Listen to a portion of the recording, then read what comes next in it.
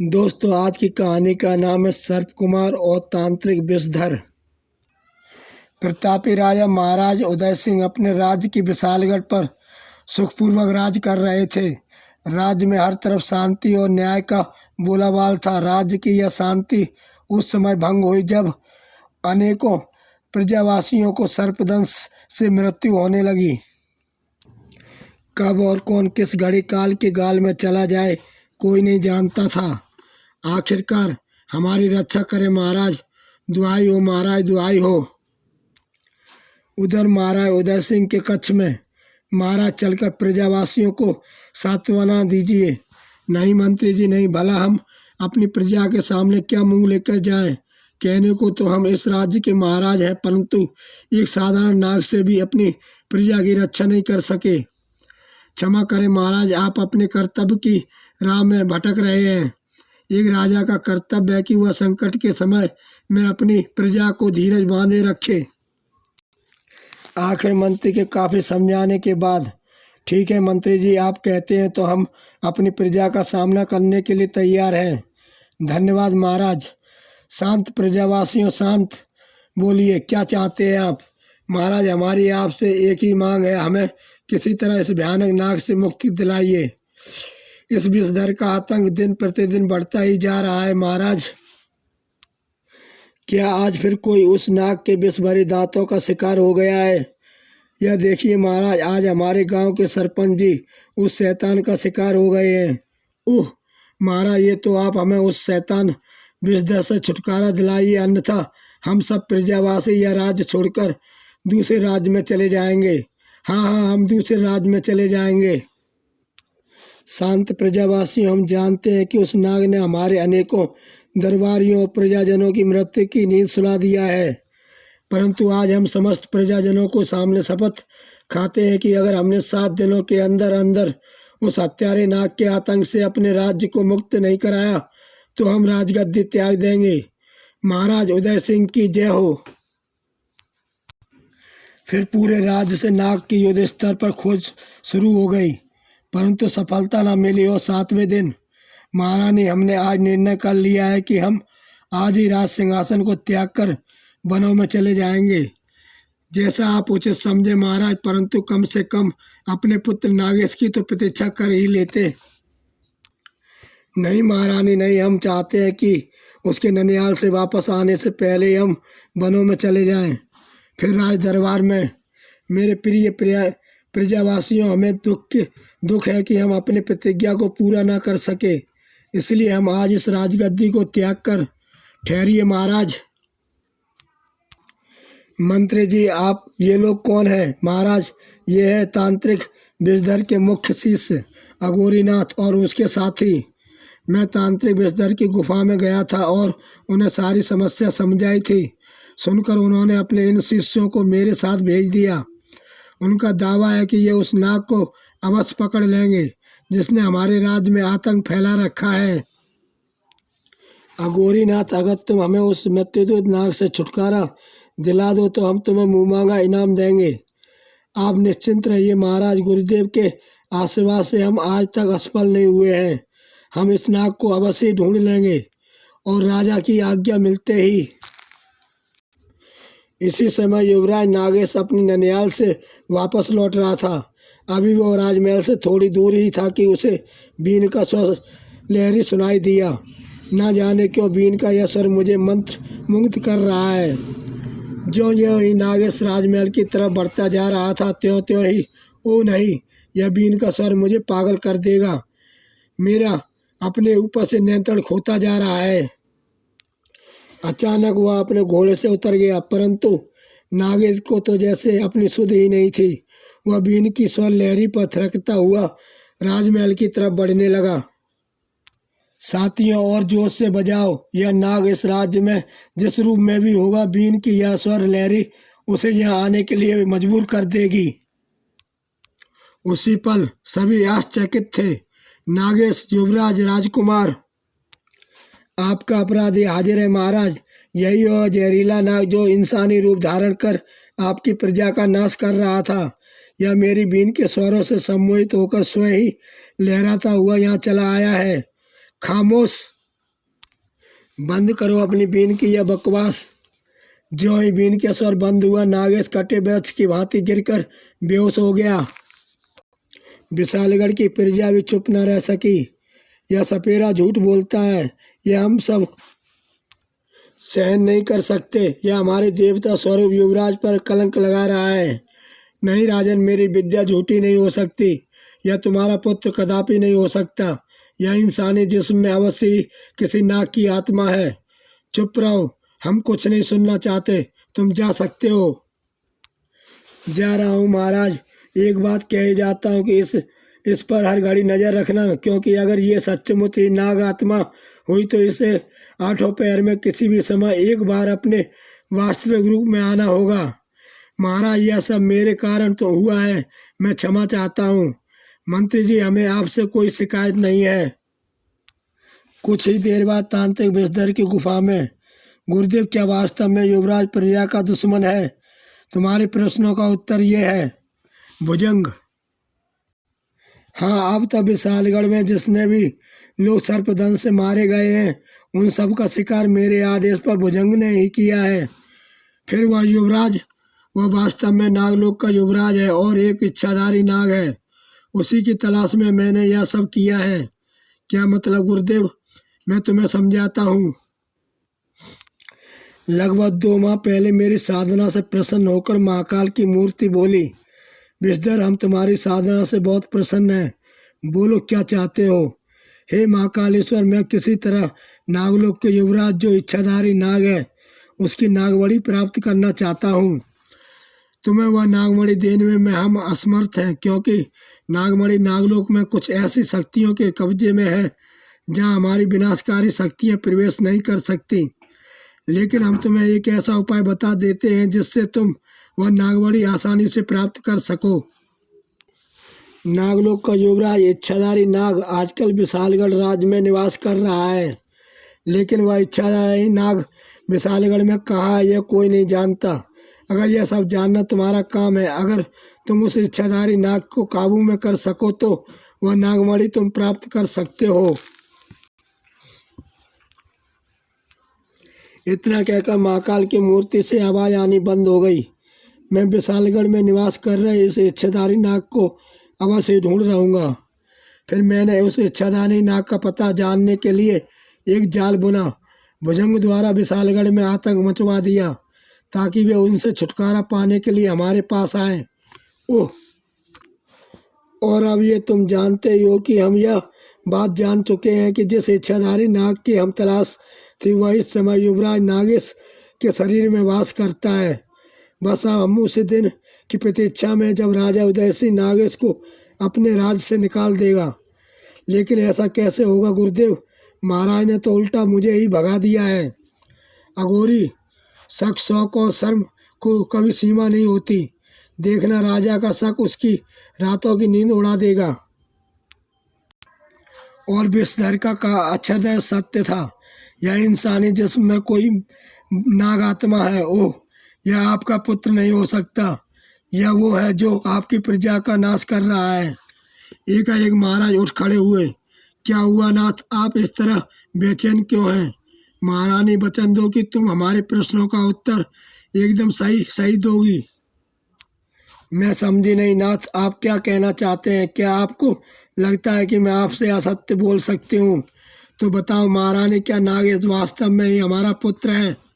वो तो आप यह बात जानना चाहते हैं कि परंतु महाराज, यदि आप इस रहस्य से रहस्य रहने दो तो बहुत अच्छा रहेगा।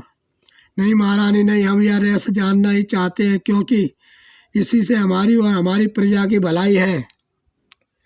तो सुनिए महाराज, 20 वर्ष पहले की बात है जब हमारी 5वीं संतान यानी नागेश भी मृत पैदा हुआ।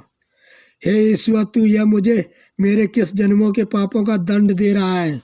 तभी मुझे फर्श पर 2 सांप रेंगते दिखाई दिए। मैं अपने जीवन में निराश होकर उनके सामने बैठ गई। हे नाग देवी, मुझे अब आगे को इस संसार से मुक्ति दिला दीजिए। अचानक एक प्रकाश कौंधा और मैं अचेत हो गई, और जब मुझे होश आया, वाह, युवराज तो जीवित हो गया। अगले ही पल, जय हो नाग देवता। लेकिन नागों को वहाँ ना पाकर मैं चौंक उठी। अरे, कहाँ चले गए? और तब मैंने उसे नाग देवता का वरदान मानकर उसका पालन पोषण कर दिया तथा किसी को कुछ नहीं बताया। पर आप कहाँ चले दिए सच्चाई देखने? इसका मतलब उस बालक के शरीर में उन दोनों नागों में से एक ने अपने आत्मा डाल दी थी ताकि वे मेरी प्रजा का लहू पी सकें, लेकिन मैं ऐसा हरगिज नहीं होने दूंगा। तभी अरे ये आवाज़ कैसी है? ये तो युवराज के कक्ष से आ रही है। भैया अब तो नागलोक वापस चलो, हमने तुम्हारे पिता से ये 20 वर्ष के लिए गुजारे हैं, ये हम ही जानते हैं। उदय सिंह ने उत्सुकता बख्श खिड़की से झांका। देखता हूँ कौन है। अंदर का दृश्य देखकर उदय सिंह के रोंगटे खड़े हो गए। उफ नाग, मैं तुम्हारे साथ चल तो पड़ूं, पर भाइयों पर जरा विचार करो कि मेरे जाने के बाद महारानी का क्या हाल होगा। तो क्या आप सारी जिंदगी यहीं गुजार देंगे? नहीं बंधु, मैं किसी दिन मौका देखकर महारानी को सारी वास्तविकता बता दूंगा और तब वह स्वयं मुझे जाने की इजाज़त दे देंगी। फिर पलंग पर बैठे सारे नाग चले गए और धीरे धीरे नागेश का रूप परिवर्तित होने लगा। महाराज यह देखकर सन्न थे। तो अघोरीनाथ का कहना सत्य ही था। अवश्य यह आस्तीन का सांप हमारी प्रजा का दुश्मन है। सुबह होते ही ले जाओ इस दुष्ट को और राज्य से बाहर निकाल दो। परंतु पिताजी, मेरा अपराध क्या है? तुम अपना अपराध अच्छी तरह जानते हो सपोले। तभी महारानी वहाँ पहुँची। ठहरिए महाराज, मेरे पुत्र को अपराध बताए बिना दंड देने का आपको कोई अधिकार नहीं है। महारानी, अगर तुम इस दुष्ट की अपराध सुनना ही चाहते हो तो सुनो। फिर महाराज ने सारी घटना महारानी को कह सुनाई। पर महाराज, इससे यह तो स्पष्ट नहीं होता कि राज्य में होने वाली मृत्युओं का जिम्मेदार नागेश ही है। तुम्हारा स्पष्टीकरण हमारा फैसला नहीं बदल सकता। महारानी, सैनिकों ले जाओ इसे। बेटा माँ, घबराना नहीं। मैं इस राज्य में अब तभी कदम रखूँगा जब आपने अपने आप को निर्दोष साबित कर दूंगा। फिर नागेश स्वयं महल से बाहर निकलता चला गया और जब यह सूचना विषधर के पास पहुंची तो मेरी योजना के अनुसार नागेश को राज्य निकाला मिल ही गया। अब मैं शीघ्र ही नागमणि का स्वामी बन जाऊंगा। हम आज ही नागेश को कैद करके अपने पास लाते हैं। और विषधर की हंसी का ठिकाना न रहा। इधर नागेश जंगलों में बढ़ रहा था कि तभी अरे नागमाता, आप प्रणाम स्वीकार करें। माताजी, चिरंजीवी रहो पुत्र, मैं तुम्हें एक सूचना देने आई हूँ। कहिए। तुम्हें पृथ्वी पर रहते कल 20 वर्ष पूरे होने जा रहे हैं, इसलिए हम तुम्हें तुरंत या हमारे साथ नागलोक वापस चलना होगा, वरना कल का दिन बीत जाने के बाद तुम अपनी मणि पुनः धारण करने का अधिकार खो बैठोगे और फिर नागलोक की परंपरा के अनुसार तुम बिना मणि के नागलोक में प्रवेश नहीं कर सकोगे। मैं सब समझता हूँ नागमाता, मैं तो अभी आपके साथ चलने को तैयार हूँ, परंतु यदि इसी समय आपके साथ चल गया तो अपने ऊपर लगे उन आरोपों से मैं कभी मुक्त नहीं हो पाऊँगा जो इन पृथ्वीवासियों ने मुझ पर लगाए हैं। यह मेरा घोर अपमान है नागमाता, और जब तक उन आरोपों से मैं मुक्त नहीं हो जाता मैं अपमान की आग में जलता ही रहूँगा। तुम कहना क्या चाहते हो पुत्र? नागेश ने सारी बात नागमाता को बताई। सबको सुनने के बाद ओह, हम समझ गए पुत्र। सचमुच ऐसे में यदि तुम वापस नागलोक चले आते हो तो इसमें नागलोक का घोर अपमान है। यह नागलोक की प्रतिष्ठा का प्रश्न है पुत्र। तब आप ही बताइए मुझे क्या करना चाहिए। तुम अपने ऊपर लगे उन आरोपों से मुक्त होने का प्रयास करो पुत्र। रही नागमणि की बात तो कि नागलोक की परंपरा के अनुसार वह इस समय भी नागलोक के बाहर नाग पर्वत पर स्थित नाग मंदिर में रखी हुई है।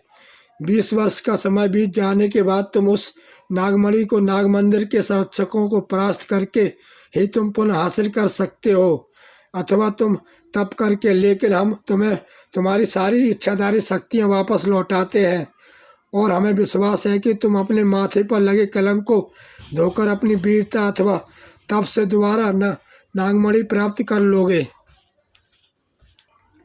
फिर नागमाता की आंखों से एक किरण निकली। धन्यवाद माताजी, अब हम चलते हैं, तुम भी जल्दी ही नागलोक आने का प्रयत्न करना, किंतु इससे पहले कि नाग माता आदर्श हो पाती, अब तुम कहीं नहीं जाओगी। दोनों तेजी से पीछे पलटे। ओह दुष्ट तांत्रिक विषधर, कौन कौन हो तुम? मुझे तांत्रिक विषधर कहते हैं। तुम जैसे अनेकों नाग मेरे सेवक हैं और अब तुम दोनों भी मेरे सेवक बनोगे। दुष्ट, तेरी ये मजाल, तू मेरे सामने नाग माता को सेवक कहे।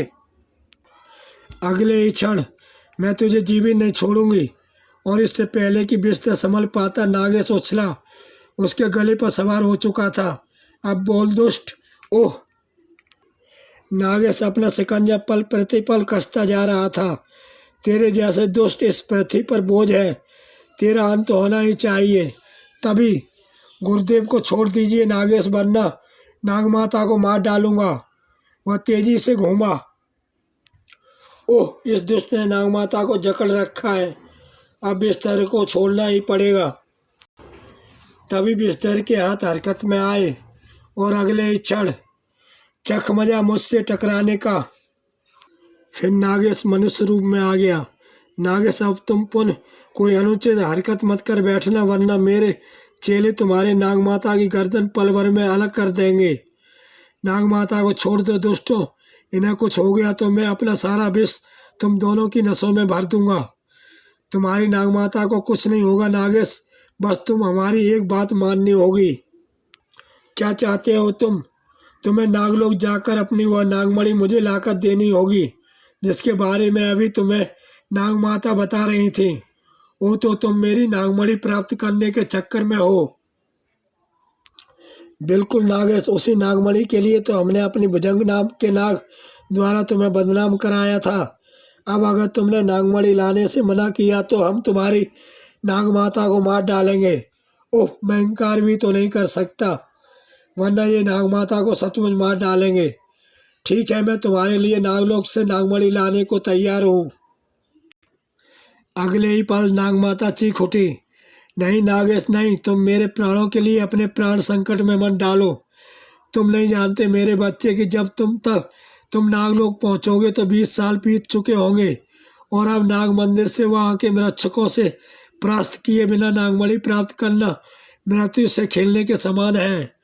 और अगर वह मणि एक बार इस दुष्ट के हाथ लग गई तो हमारे नागलोक पर इनका राज हो जाएगा, और ऐसा नाग पर्वत के रक्षक कदापि नहीं चाहेंगे, किसी भी मूल्य पर नहीं, तब तक कि अपनी नागमाता को कीमत पर भी नहीं।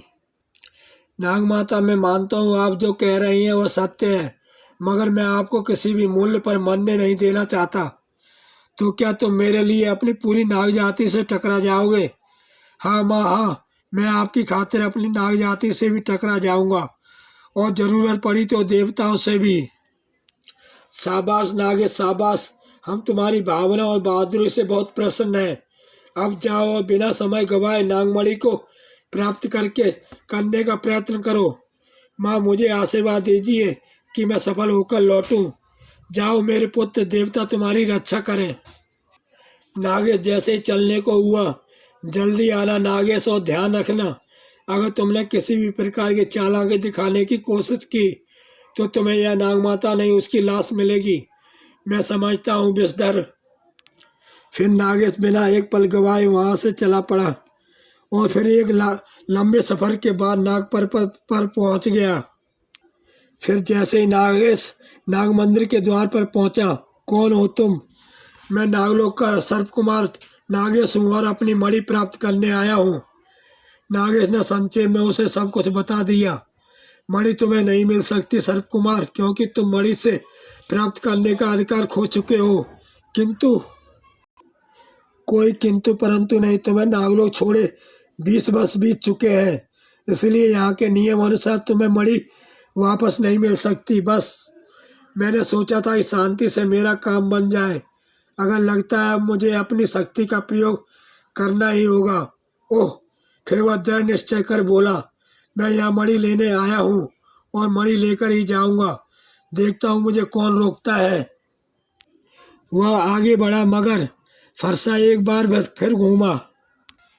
मगर इस बार अगर इसके खतरनाक हथियार से बचना है तो मुझे इसे जल्दी ही ठिकाने लगाना होगा।